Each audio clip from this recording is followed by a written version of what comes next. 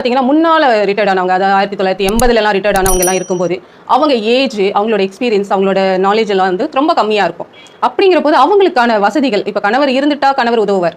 கணவர் இல்ல அப்படிங்கிறபோது அவங்களுக்கான உதவிகள் யார வந்து தேடுறது, யார போய் நம்ம அப்ரோச் பண்ணலாம். அது வந்து பென்ஷன் ஆகட்டும், இல்ல இசிஹெச்எஸ் மெடிக்கல் பிரச்சனை ஆகட்டும், இல்ல கேன்டீன் போறதாகட்டும், அவங்களோட என்ன பண்ணலாம், அப்டேஷன் எப்படி பண்றது, யார போய் அப்ரோச் பண்றது, என்ன மாதிரி தகவலை சேகரிக்கிறதுன்னு தெரியாம தடுமாற்றங்கள் வரும்போது பெண்கள் அப்படிங்கிற ஒரு இதுக்காகவே இது ஆரம்பிச்சது.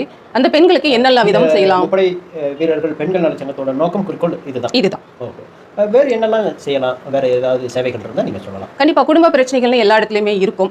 எல்லா இடத்துலையுமே ஸ்மூத்தா எல்லாமே நல்லபடியா இருக்கும் தான் நல்ல விஷயம். சில பிரச்சனைகள்லாம் வரும்.